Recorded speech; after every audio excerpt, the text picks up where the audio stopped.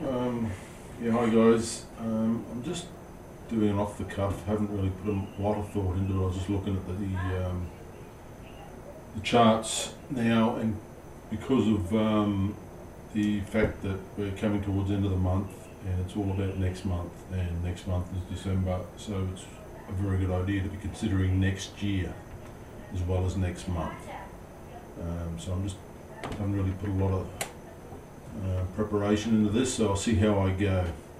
I'm looking at gold, and I'm thinking about, like I said, I don't really want to trade it for this week. What I'm looking at is what I may consider the longer term view of what I might want to do, or how I want to look at this for next year. So that's what I'm doing in the purpose of this video. As we look at this, this is gold USD. Just excuse me for a minute. I've got a pen in here. Sorry, the big pen. There we go. A big pen. Sorry for the wait here. I should have been better organised, but and I hope I get this right. Okay. I mean, what's our view on this? Are you a bull or a bear? So what have we got? Up, down, don't like that colour. Go with this one, and where's the thickness? So up, down, up, down, up, down. Or on a smaller bit you got high, high, high, low, high, high, high, low, high, high, high, low. So what are we, bull or bear on this? I mean, looking at that, you can only be a bull, right? In my view, so technically I think it's okay. How your fundamental view on gold may be is entirely your thing. But we can look at this and think that technically we're probably bulls. So where does that leave us? This is just a simple, this is a daily chart, line chart. I've got a 200 in there, I just left it in there.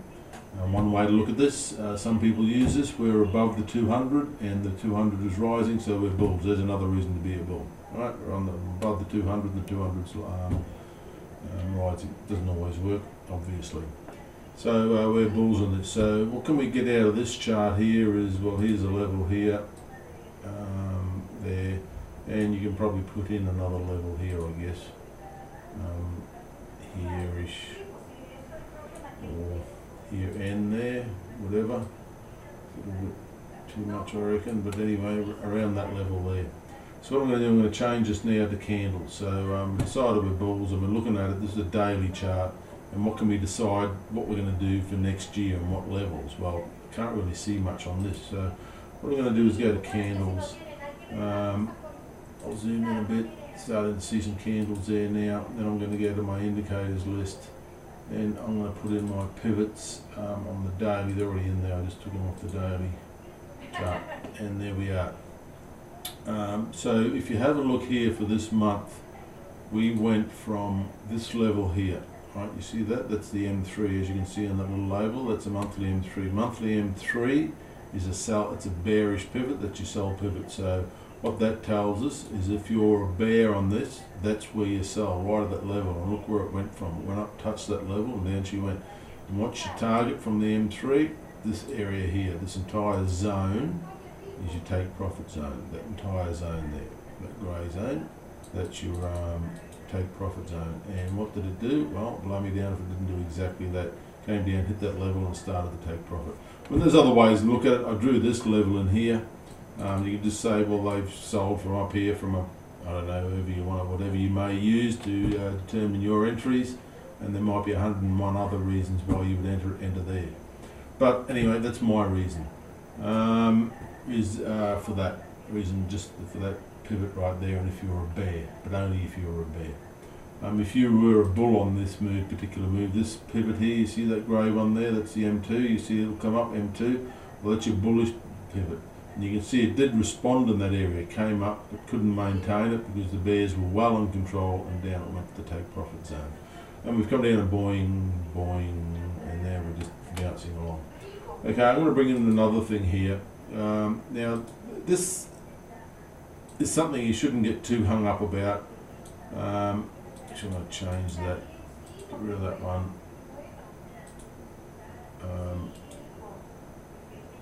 I'm going to bring in channels, linear regression. Should we go back to here? And there we are. So that's our linear regression. This is these regression lines. It's some people call it a straight channel like our bolly bands, but instead of having the bolly bands wobbling all over the place, it's just straight lines. Well, whatever. Really, this is nothing exceptional. It's not specifically trading related. Regression channels have been used for as long as mathematics has been around. It's just something you can apply or not, you know. For all this price from here to here, the mean level, not the average, but the mean, I won't get into those details, is this line here. The idea is once you get too far away from the mean, it always wants to snap back to the mean. Back to here, back to the middle. Now, yeah, bolly bands could be that, whatever. What I can tell you, if people use that bolly bands for those purposes, that is not the purpose that bolly bands were developed. According to John Bollinger himself, bolly bands was put in, he developed bolly bands for one reason and one reason only, and that was to determine liquidity.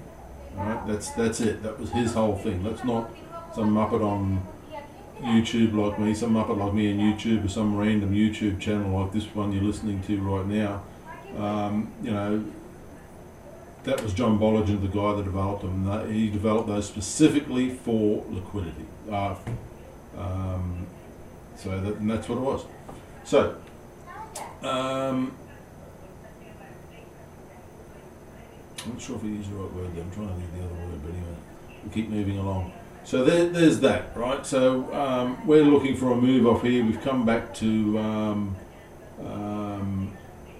the regress to the mean off the. I'm pretty sure we've got a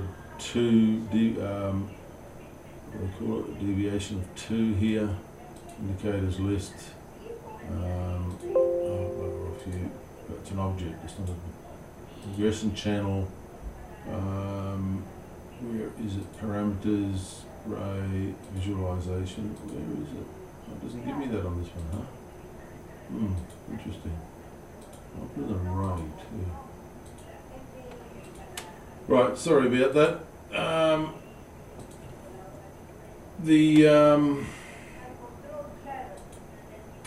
So my thesis is this, my concept is this: we may be going back down to this bottom band, this bottom part of the bottom level of the channel. Now we can put other ones in here, not that one. We can put other regression channels in here. We could put one in here, say.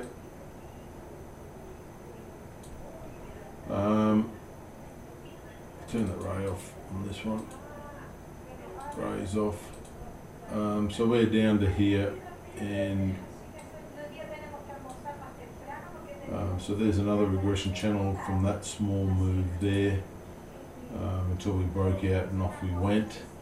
But as we can see here, from the top to the bottom, back to the mean, top, back to the mean, round the mean, back to the mean, close to the, I mean, if I put this channel back to here, then you can see that it was using the 2 standard deviation channel here and staying in the lane of that, but as we moved out, we ended up out here. So, there we go, and then we've got this one up here. Here's another one that I will insert. Actually, I'll just move this one up, and that's up to there. So I'll move this back to there, and I'll move this one here. So what I'm looking at here is, I'll put this one on ray, and so this area here, if you have a look at this area here, I'm going to change the colour of that one. That is a my old friend Chartreuse. Right, this area here where this a bit of confluence here. Another confluence here, like for me to go short on gold for next month, for December, this is just me as a possibility. My plan may well be this. From this level up to this area here, this area would be a sell zone here, anywhere here, which includes from the central pivot, could be going down from here, or from this region here. So that's what I'll be looking at, you know, double bottom back up to here and down again, and then we're down to here. Now if we ended up down in this area, so all of this, it's zone, there's nothing, you know, this, my thinking, especially if this price moves, this regression channel will alter slightly as we go down. So a plan for gold, if you're thinking gold could be longer for next year, stronger for next year, this zone here, in my opinion, would be a strong place to consider looking for a opportunity to enter long trades. What your entry determination would be entirely up to your own style, whether it would be what do you call it, MACD divergence, or MA crossovers, or oh god, I don't know, whatever floats your boat, candle patterns, candlestick shapes and sizes, blah blah blah, whatever floats your boat, you know, stochastics, or I don't know, whatever, would determine you looking for entering a trade. You know, you could make that determination. For me, it would be round this zone, and looking for a reversal pattern, so a reversal candle pattern. So double bottom, inverse head and shoulders, something along those lines. And like the boys do, look at the moving average crossovers and that. I don't have the MAs in here because it just gets too messy. Also, look at this. That was interesting. I only just noticed that. Here's the 200. Look at that. There we go. Only just noticed that. There's another reason that you may want to consider that area.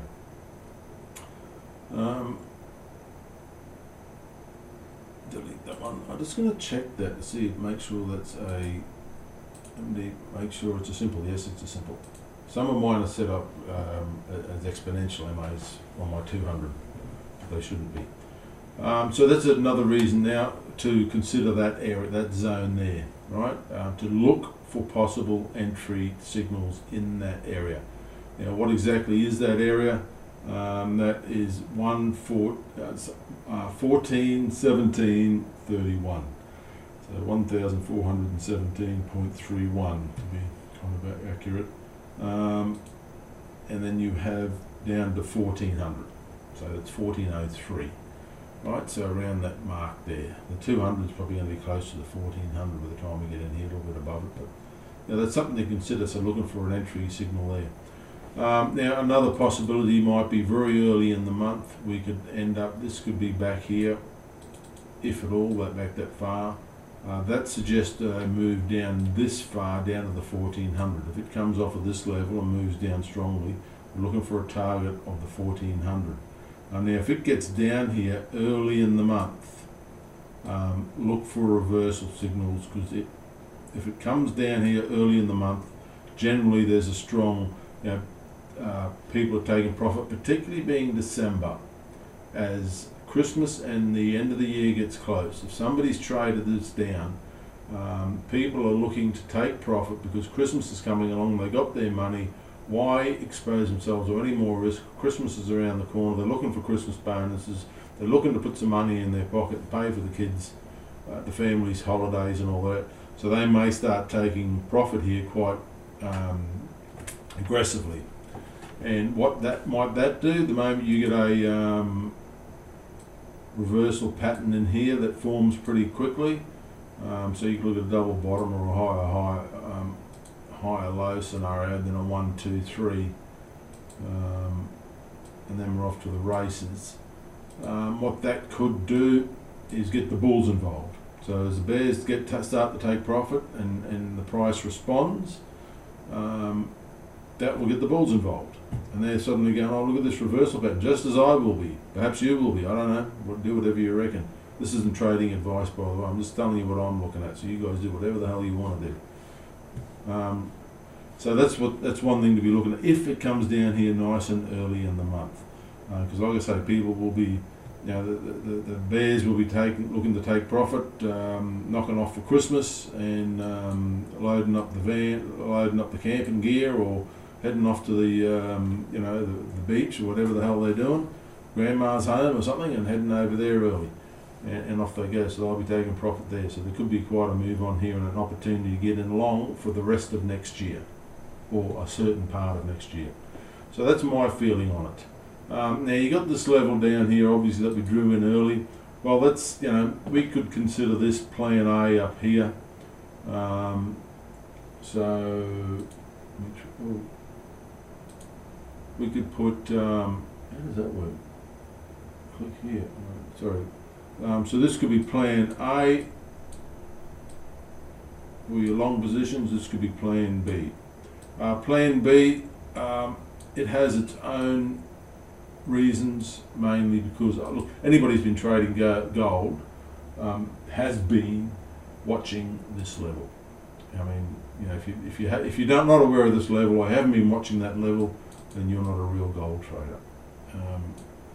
You know, honestly, you must be aware of that level. And if it gets down there, there's going to be so many people jumping on that bandwagon, but it's got to get down there first. And that's what it's going to take. So anyway, that's my call on gold for next year. Right, plan A for the reasons I just said. Plan B. Now I'm just going to mention something with regards to Aussie gold. Do I have it? Yeah, there it is. There, Aussie gold. I've done nothing on this, by the way. Oh, that's from the other. I don't use this Epic pen much. Yeah. Now Aussie gold, a lot of people follow Aussie gold, and it's a good one because we can be bulls on gold and bears on the Aussie on the Aussie dollar, which is fair enough. As you can see here, look, we came up, hit this take profit zone early in the month, and it immediately bounced. But anyway, beside that point, next month's sell zone is here. Okay, what was I going to say? Now, you know, everything what I just said would apply also to the Aussie gold against the Aussie. But the fact is, during all this technical stuff here on an Aussie gold, you know, gold against the Aussie dollar chart, one thing is really important to be aware of, and that is this. The Aussie gold chart is a product of the Aussie USD chart. Alright, it's just a product of this and this USD gold. Right, so just remember that the Aussie gold chart is just a product. That's the Aussie gold is just a product of these two combined. So we can trade it independently, of course, and using your own separate analysis and all the rest of it. But it's a good idea to keep that in mind. This chart is nothing more than a product of this chart and this chart. Okay, I'm going to leave it at that. Hope I'm not boring you guys to death with all this stuff, but I'm just putting my thoughts on this. In fact, I use my YouTube stuff as a journal for myself, and I'm just sharing it and ignore it or whatever. You know, but my YouTube stuff is a journal for myself that I'm happy to share if anybody's interested, and I'll continue to do so. Okay, right up. Thanks, guys.